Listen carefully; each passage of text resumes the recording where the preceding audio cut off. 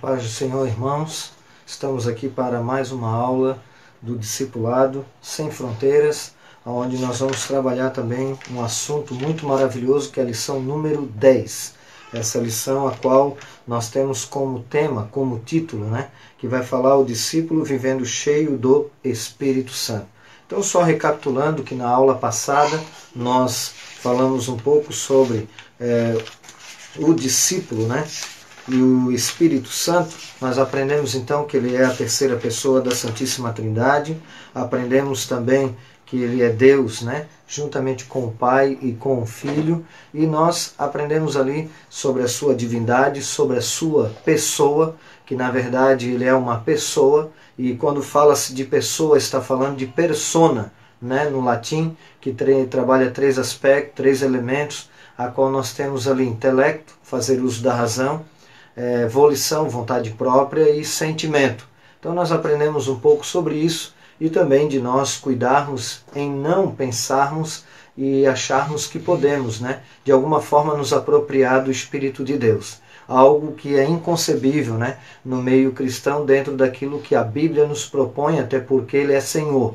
Então na aula de hoje nós vamos trabalhar os aspectos que trabalham sobre o discípulo vivendo cheio do Espírito Santo. E como ele é Deus, nós precisamos então aprendermos um pouco mais sobre esse tema maravilhoso. E aí nós temos aqui nosso estudo preparado para com os irmãos. Nós começamos aí um pouquinho mais tarde, mas 10 minutinhos depois. Então nós temos aqui o cristão vivendo cheio do Espírito. Nós temos a nossa texto, que é o de Efésios capítulo 5, versículo 18. E não vos embriagueis com vinho em que há contenda, mas enchei-vos do Espírito. Então nós vamos ver a nossa introdução, que diz assim: viver cheio do Espírito Santo significa ser alegre, confiante, revestido do poder de Deus. Por intermédio desta virtude, que na aula passada nós tivemos, introdutoriamente, Atos 1:8, mas recebereis poder, ao descer sobre vós o Espírito Santo, e sereis minhas testemunhas, tanto em Jerusalém como em toda a Judéia e Samaria, até os confins da terra. Então nós aprendemos ali que a questão da virtude, do poder de Deus, é para nos capacitar, para nós sermos testemunhas de Jesus. Quando falamos testemunha, logicamente está trabalhando um aspecto, um elemento, vamos dizer, etimológico, que vai falar sobre a questão de, se for necessário, morrer pela causa. Então, testemunhar, se necessário, até a morte. E aí nós temos aqui, por intermédio desta virtude, que é o poder de Deus, muitos cristãos enfrentam os perigos com destemor. Os que eram realmente cheios do Espírito Santo jamais voltaram atrás. Então, para nós não voltarmos atrás, aceitaram o martírio, cientes de que eram bem-aventurados, como até hoje nós sabemos que muitos, no mundo em si, por exemplo, no mundo árabe ainda existe várias pessoas que são cristãos que estão sendo mortos por causa da palavra do Senhor e por darem testemunho de Cristo. Nós temos também, isto só foi possível porque experimentaram uma vida repleta do Espírito Santo. Então, todo crente recebe o Espírito Santo. A nossa lição trabalha esse primeiro elemento. Todo crente recebe o Espírito Santo. No momento da conversão, nós temos um texto bem categórico que está lá em Efésios, capítulo de número 1 e versículo de número 13 e 14, que é um texto bem conhecido dos irmãos, e tenho por certo que com certeza nós ali podemos tirar um ensinamento concernente a sermos cheios do Espírito Santo.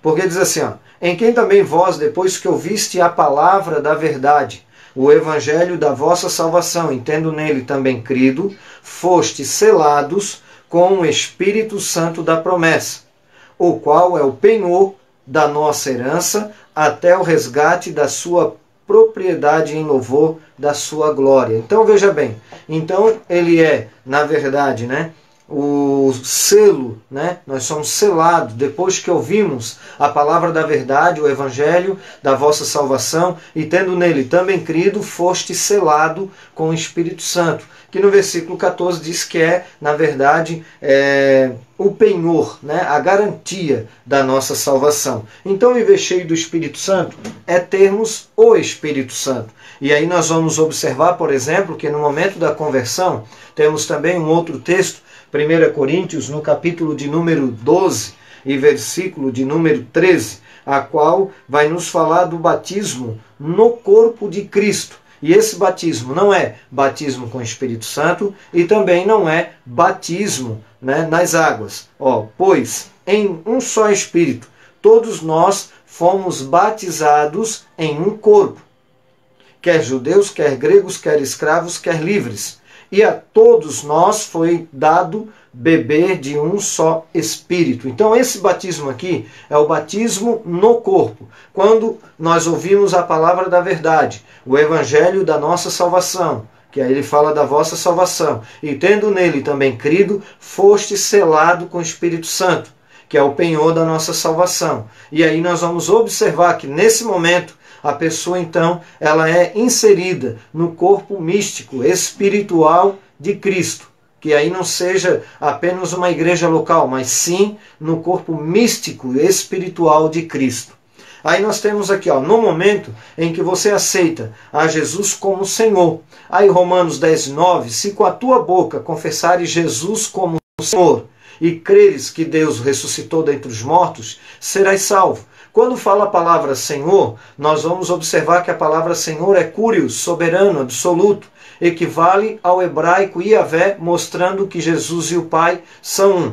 Jesus fala em João 10:30, eu e o Pai somos um.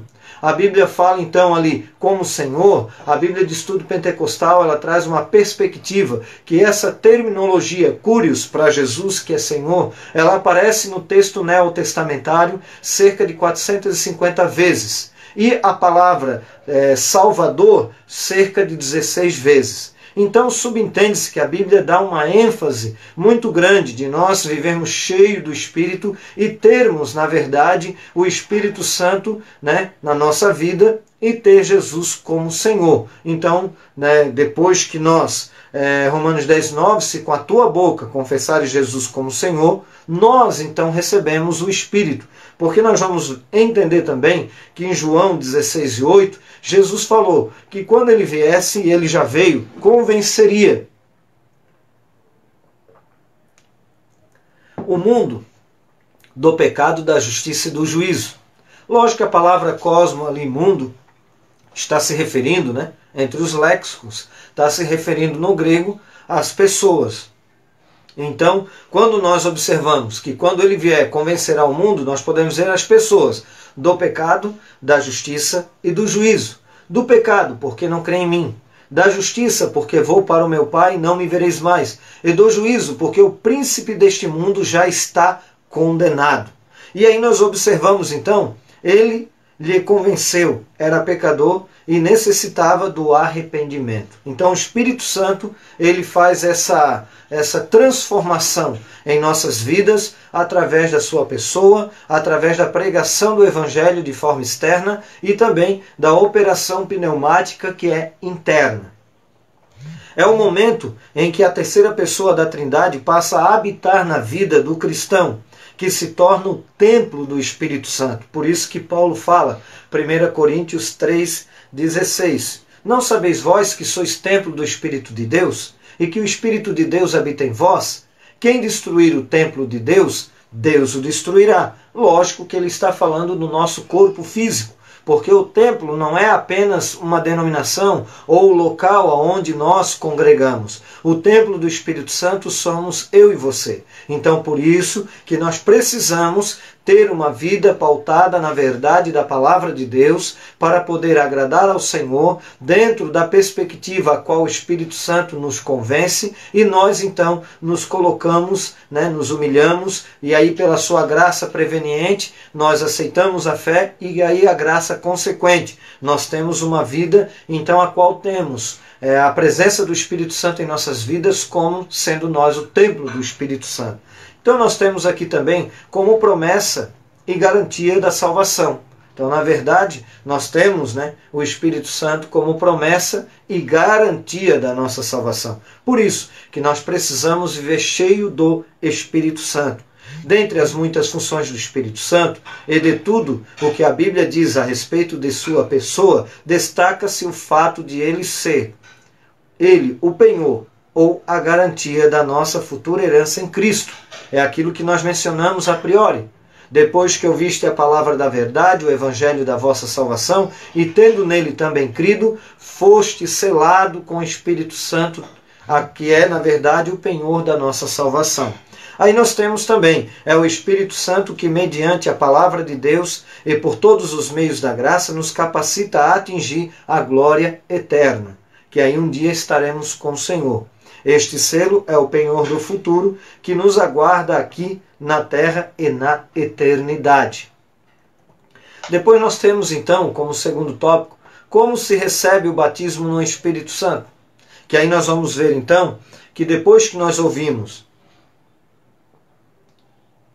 a palavra da verdade, o evangelho da nossa salvação, e tendo nele também crido, nós somos selados. Depois, nós temos também a promessa do Espírito Santo. A promessa de receber o batismo. E aí nós vamos ver que nós, para recebermos o batismo, nós precisamos estar em oração. Atos 1:14 fala que eles perseveravam na oração, para que viesse então a receber a promessa a qual Deus, através de Cristo, que é Deus, proferiu, dizendo para que eles ficassem em Jerusalém até que do alto eles fossem revestidos de poder.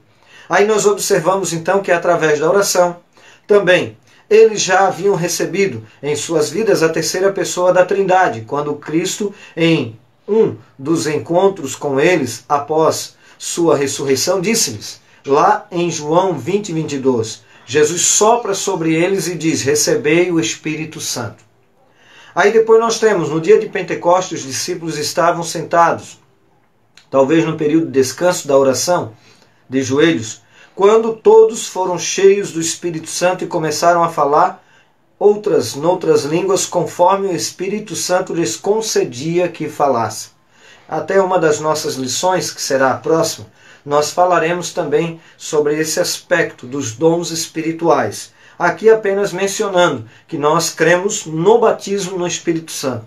Há aqueles que são cessacionistas, que não creem no batismo com o Espírito Santo na atualidade e nem nos dons. Nós somos pentecostais e com isso nós somos cessacionistas.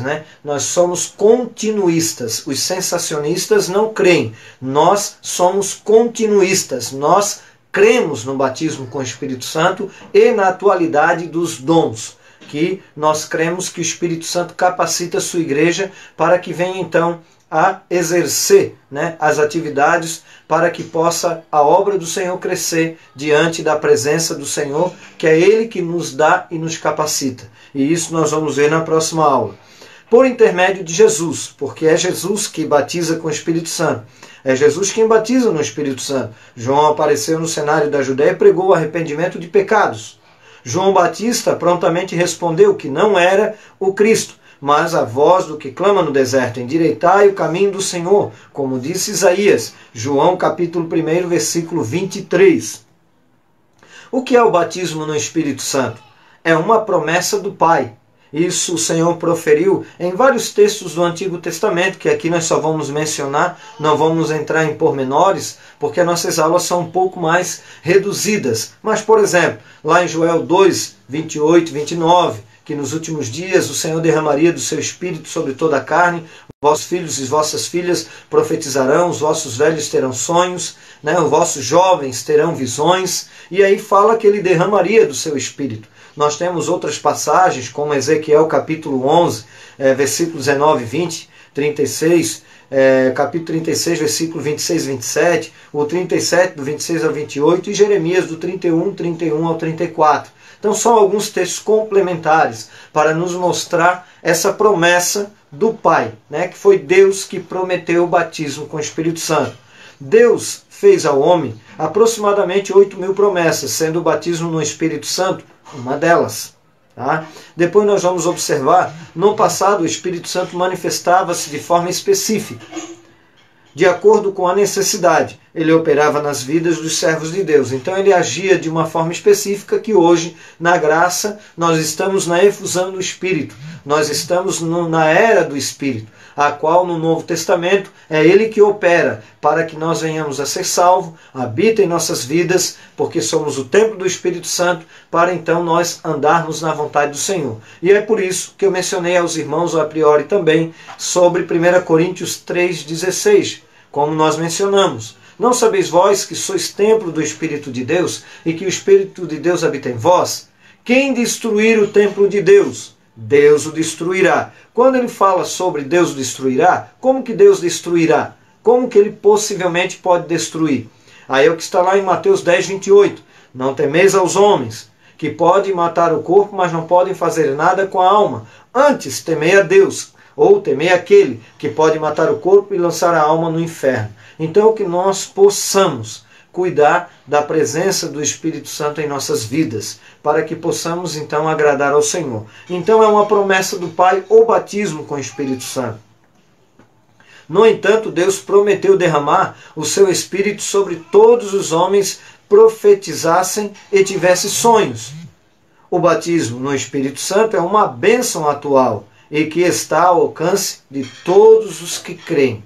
Como já mencionamos aqui, nós somos pentecostais e nós somos continuistas, né? Nós cremos na atualidade do batismo com o Espírito Santo e principalmente também a questão dos dons espirituais. É um revestimento de poder. Os discípulos antes do batismo com o Espírito Santo eram tímidos e medrosos. Isso nós vemos de forma bem clara, né? Que eles eram bem tímidos anterior ao batismo com o Espírito Santo. No dia da prisão de Jesus, todos fugiram, com exceção de Pedro, que o acompanhou até o local onde o Filho de Deus foi julgado. Isso quando é época de Páscoa, geralmente passa os filmes, né, relacionados à vida de Jesus. Você observa que entre a morte e a ressurreição de Cristo, eles ficaram temerosos. E com isso, eles começaram então, na verdade, a ficar num cenáculo, num local, onde eles ficaram escondidos. E aí nós vemos que eles eram temerosos, medrosos, antes do batismo. Na casa do sumo sacerdote Caifás, o amigo de Cristo, que prometeu segui-lo até a morte, com medo de morrer, negou-o 3 vezes, que foi o caso de Pedro.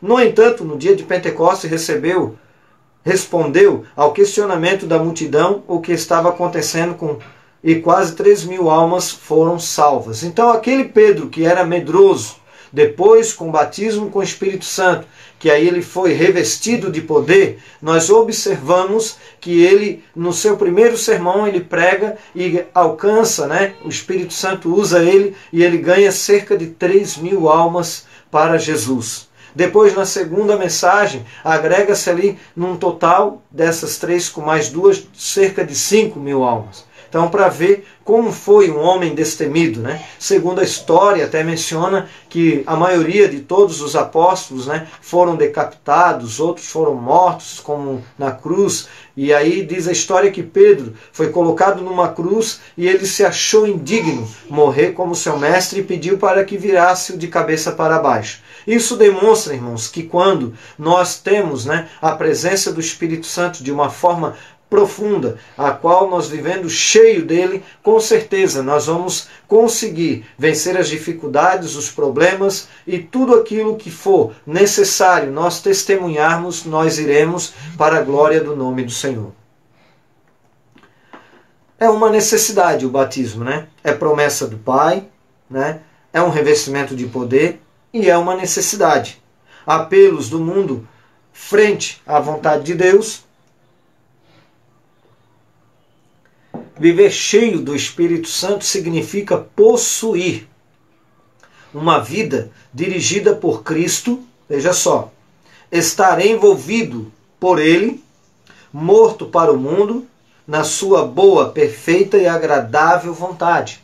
É o que Paulo diz lá em Romanos, capítulo 12, versículo 1 e 2. Rogo-vos, pois, irmãos, pelas misericórdias de Deus, que apresenteis o vosso corpo em sacrifício vivo, santo, e agradável a Deus, que é o vosso culto racional. E não vos conformeis, em outros textos de traduções, e não vos amoldeis a este mundo, mas transformai a vossa mente no vosso entendimento, para que podeis compreender qual seja a boa, perfeita e agradável vontade de Deus.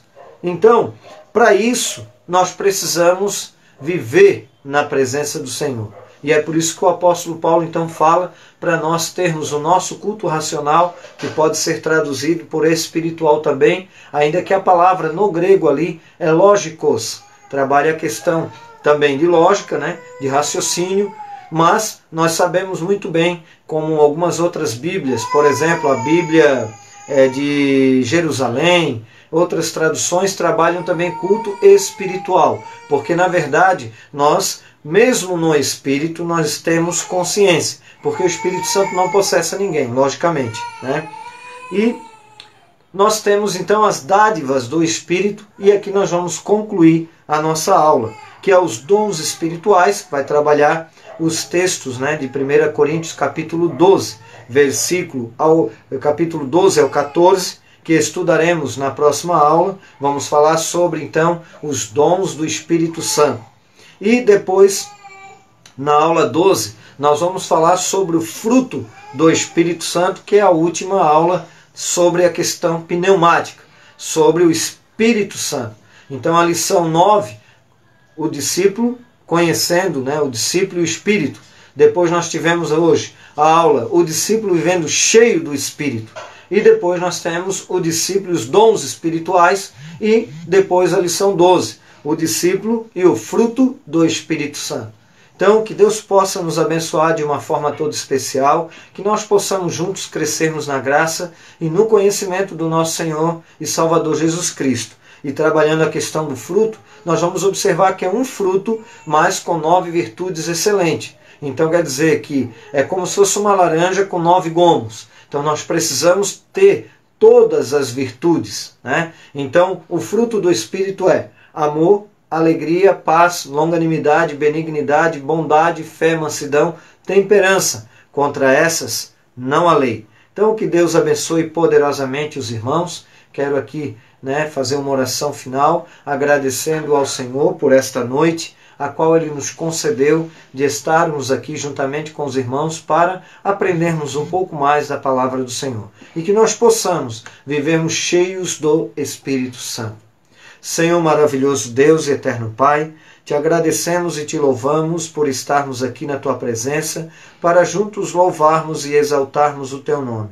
Obrigado, Senhor, por tudo, por esta noite, por este momento, por este ensino da Tua palavra, e que nós possamos crescermos na graça e no conhecimento do nosso Senhor e Salvador, Jesus Cristo, abençoando a todos aqueles que estarão vendo e ouvindo, né, esta aula, e que possa ter um enriquecimento na Tua presença. Obrigado por tudo, Senhor, em nome do Senhor Jesus. Amém.